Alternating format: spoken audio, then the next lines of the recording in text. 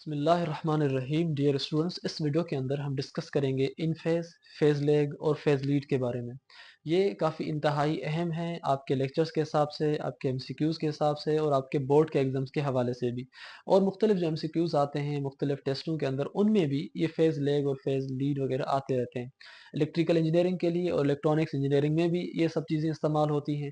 इसी वजह से आप इन लेक्चर्स को ध्यान से सुनें, ताकि आपको इन सुनने के बाद कोई भी इन चीज़ों में मसला ना हो। और मैं गारंटी के साथ आपको कह सकता हूँ कि अगर आप इन चीज़ों को ध्यान के साथ सुनते हैं, तो उसके बाद आपको कोई भी मसला नहीं होने वाला कि कौन सी एंगल लीड करेगी और कौन सी एंगल लेग करेगी। ये कैसे जाने, ये हमें कैसे पता हो, ये सब हम इस वीडियो के अंदर इंतहाई आसान तरीके के साथ समझने जा रहे हैं। सबसे पहले इन फेज और फेज लेग और फेज लीड को समझने के लिए हम ये समझें कि फेज है क्या। इसी वजह से हमने यहाँ पर फेज की डेफिनेशन लिखी है। यहाँ पर फेज का मतलब ये है कि एंगल और degree by which one quantity is ahead और बिफोर द अदर क्वांटिटी और बिहाइंड द अदर क्वांटिटी। यहाँ पर हमें फेज का मतलब ये है कि एक ऐसी एंगल जो हमें ये बताए कि कौन सी वेवफॉर्म दूसरी वेवफॉर्म से आगे है या पीछे है। वो एंगल जो हमें ये बताए कि कोई वेवफॉर्म आगे है या पीछे है, उस एंगल का नाम एसी वेवफॉर्म्स के अंदर फेज है। या आप ऐसे कहें कि एसी वेवफॉर्म्स के अंदर वो क्वांटिटी जो हमें ये बताए कि कौन सी चीज आगे है या पीछे है, वो बताने के लिए हमारे पास जो एंगल होती है, उस एंगल का नाम यहाँ पर फेज है। अब यहाँ पर जो फेजेस ऑफ एसी हैं, दरअसल फेजेस ऑफ एसी हम इस्तेमाल करते हैं to show the relationship between different waveforms.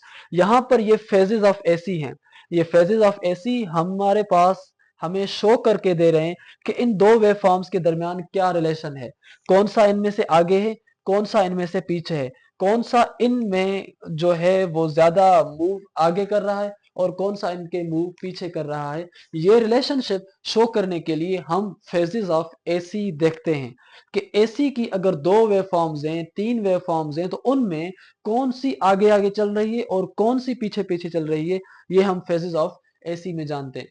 अब फेज डिफरेंस का मतलब ये होता है कि भाई एक वेवफॉर्म और दूसरे वेवफॉर्म के दरमियान जो एंगल का डिफरेंस है, जिस मुफासले के साथ वो एक दूसरे के पीछे या एक दूसरे के आगे चल रहे हैं, वो डिफरेंस कितना है, वो एंगल कितनी है।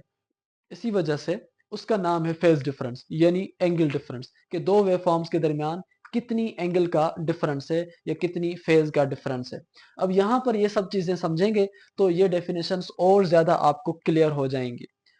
सबसे पहले हम स्टेट्स ऑफ फेजेस के अंदर आते हैं। तो हमारा पहला फेज है इन फेज। अब ये जो लफ्ज इन फेज है, इन फेज का मतलब है कि सब के सब फेज में हैं, सब के सब साथ हैं, सब के सब एक ही जैसे चल रहे हैं। तो हम कहेंगे कि भाई इन फेज का मतलब है ये सब के सब इन लाइन हैं, एक ही साथ हैं। आप यहां पर देखें, जब ये वेव फॉर्म जीरो से शुरू हो रहा है, दूसरा वेव फॉर्म भी जीरो से शुरू हो रहा है। जब ये वेवफॉर्म पीक पर पहुंच रहा है, तो ये वेवफॉर्म भी पीक पर पहुंच रहा है। यानी कि इन दो वेवफॉर्म्स के दरमियान कोई भी डिफरेंस नहीं है। जब वेवफॉर्म्स के दरमियान कोई भी डिफरेंस ना हो, वो स्टार्ट जीरो से भी साथ हो, वो पीक पर भी साथ पहुंचे, फिर जीरो पर खत्म भी साथ हो, तो इस किस्म के वेवफॉर्म्स को जो साथ साथ चलें, उनको हम कहते हैं इन फेज। तभी हमने यहां पर डेफिनेशन लिखी है, when both waveforms reach zero value or peak value at the same time। जब वो एक ही टाइम पर जीरो पर भी पहुंचे, एक ही टाइम पर वो पीक पर भी पहुंचे, एक ही टाइम पर अगेन वो जीरो पर पहुंचे, तो इस किस्म के वेवफॉर्म्स को हम इन फेज वेवफॉर्म्स कहेंगे। अब यहां पर ऐसे समझें कि दो वेवफॉर्म्स चल रही हैं, एक इस तरफ से और दूसरी भी जो है उसके साथ साथ चल रही है। मतलब ये जिस तरह ऊपर गई, तो ये भी उसके साथ ऊपर गई, फिर ये जैसे जैसे नीचे आई, तो ये भी नीचे पहुंची, फिर जैसे जैसे ये नीचे आई और ये जैसे जैसे ऊपर गई। तो इस किस्म की वेव फॉर्म्स को जो साथ साथ चलें, हम उनको कहते हैं इन फेज। अब यहाँ पर ये जो आपकी इन फेज वेव्स हैं, ये टाइम के हिसाब से एक साथ एक ही मुफासले के साथ चलते हैं। तो जाहिर सी बात है उनमें कोई भी फेज डिफरेंस यानी एंगल का डिफरेंस नहीं हुआ, मुफासले का डिफरेंस नहीं हुआ, क्योंकि वो साथ चल रहे हैं। जब वो साथ चल रहे हैं तो हम कहेंगे कि भाई वहां पर जो एंगल है वो भी 0 डिग्री है, क्योंकि फेज डिफरेंस है ही नहीं, फेज डिफरेंस ही 0 है, वहां पर डिफरेंस नहीं है। और जो वेव्स इन फेज में हो, जो वेव्स एक साथ चलें, उन वेव्स की जो फ्रीक्वेंसी होती है वो सेम होती है। अब यहां पर हम आते हैं फेज लेग के अंदर। जो लेग लफ्ज है इसका लफ्जी मतलब है पीछे पीछे होना। मिसाल के तौर पर अगर आप मोबाइल चलाते हैं, मोबाइल में गेम चलाते चलाते 2-3 सेकंड्स का एक वक्फा आ गया जिसमें सिग्नल नहीं थे, फिर आपकी जो मोबाइल है वो चलना शुरू हुई, तो आप कहेंगे कि भाई ये जो गेम है वो लेगिंग कर रही है। लेगिंग का मतलब है वो पीछे चल रही है। ये आप जो है दर्द पबजी वालों से बेशक पूछें, उनके अगर दो पार्टनर आपस में खेल रहे हो और दूसरे के पास सिग्नल कम हो जाते हैं, तो वो कहता है कि मेरे पास जो गेम है वो लेग कर रही है, यानी मैं पीछे हो रहा हूँ। तो लेगिंग का मतलब है कोई भी चीज अगर पीछे हो तो हम उसको कहते हैं लेग, LAG। ये इंग्लिश में भी लफ्ज इस्तेमाल होता है, सिंपल लफ्ज है। अब यहां पर फेज लेग के अंदर क्या होगा या किस तरह होगा, या आप इसको थोड़ा समझें। भाई अगर दो वेव फॉर्म्स होंगी तो उन दो वेव फॉर्म्स में अगर एक वेव फॉर्म आगे चले और दूसरी वेव फॉर्म पीछे चले, जो पीछे चलने वाली वेव फॉर्म होगी हम उसको कहेंगे कि भाई वो फेज लेग है, वो वेव फॉर्म लेगिंग कर रही है। मिसाल हम यहाँ पर देते हैं कि अगर आपके पास यहाँ पर ये दो वेव फॉर्म्स हैं और आपने साथ शुरू किया इनका, अब ये जो आपके पास है ये 0 से शुरू हुई है, ये भी 0 से शुरू हुई है, ये आपकी यहाँ पर पहुंची है और ये आपकी 0 पर पहुंची है। और जैसे ये 0 पर पहुंची है तो ये नीचे चली गई है, और जब ये ऊपर पहुंची तो फिर ये यहाँ पर आई है। तो एक इनमें से वेव फॉर्म पीछे चल रही है, जो वेव फॉर्म इनमें से पीछे चलेगी उस वेव फॉर्म को हम कहेंगे कि वो लेग कर रही है, यानी फेज लेग कर रही है।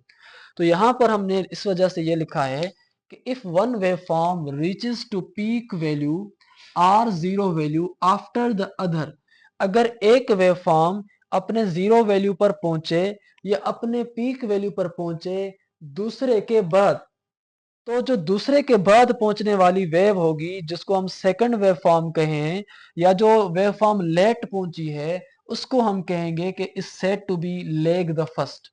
अब यहां पर आप देखें कि ये आपके पास ये फर्स्ट वेव फॉर्म है, ये आपके पास सेकंड वेव फॉर्म है।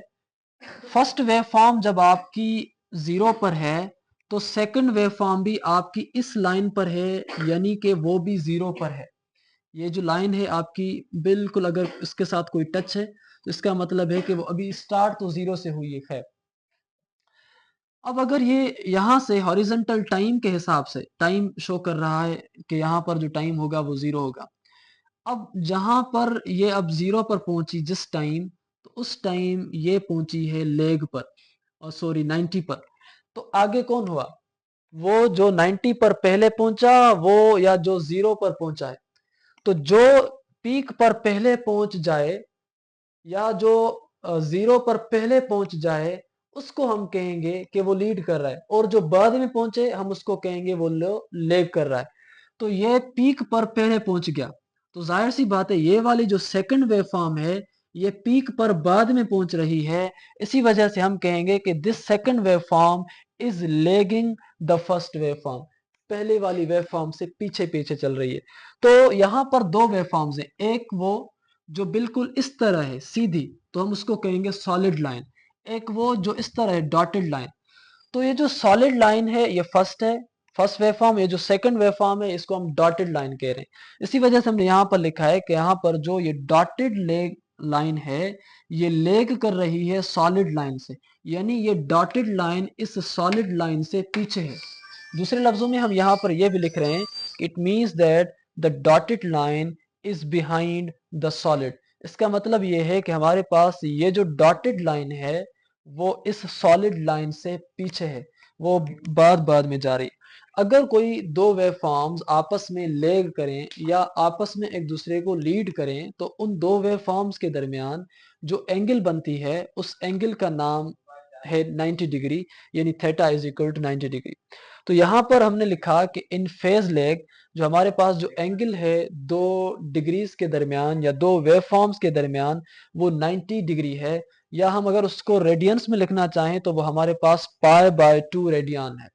इसका मतलब यहाँ पर दो वेव फॉर्म्स के दरमियान जो एंगल बन रही है वो 90 डिग्री का डिफरेंस रख रही है। अब इस चीज को आप समझें कि इन दो वेव फॉर्म्स के दरमियान 90 डिग्री का जो डिफरेंस है वो कैसे हो रहा है।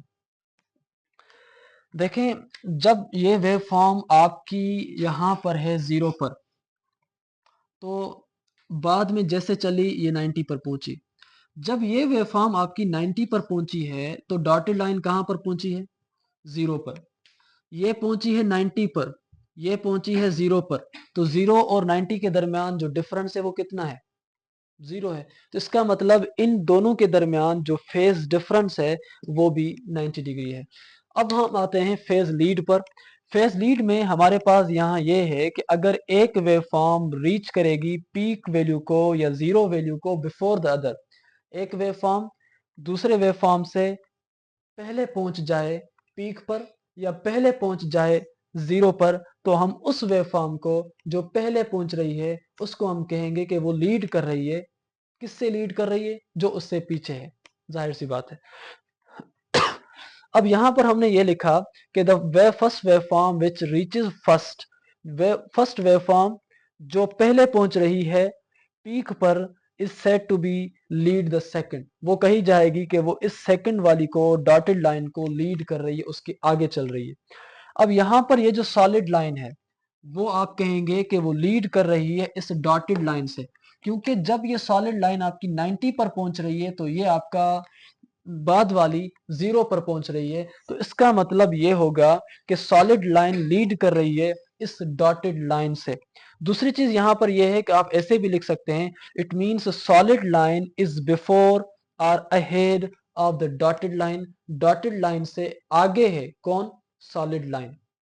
अब इस पर भी अगर आप देखें कि अगर वो एक दूसरे से आगे हैं या पीछे हैं तो कितना एंगल का डिफरेंस रख रहे हैं, उसको हम कहते हैं फेज डिफरेंस।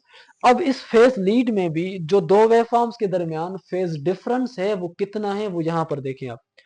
देखें, जब ये आपकी वेव पहुंच रही है पीक पर तो उस टाइम ये वेवफॉर्म पहुंच रही है इस लाइन पर और लाइन पर वैल्यू 0 होता है। तो इसका मतलब ये होता है कि जब ये वेव फॉर्म 90 डिग्री पर है तो ये वेव फॉर्म 0 डिग्री पर है। अब 0 के दरमियान और 90 के दरमियान फेज डिफरेंस या एंगल डिफरेंस कितना हुआ? 0 minus 90 minus 0 is equal to 0। यानी कि इन दोनों के दरमियान जो फेज डिफरेंस है वो 90 डिग्री है। तभी हमने यहाँ पर लिखा है कि उनके दरमियान जो एंगल है फेज डिफरेंस की वो 90 डिग्री है। आई होप को कि आपको यहाँ तक जो चीज़ें हैं वो सिंपल से आसानी से समझ आ गई हैं। ध्यान से सुना करें चीज़ों को, क्योंकि कुछ चीज़ें ऐसी होती हैं जिनको ध्यान से सुनना पड़ता है।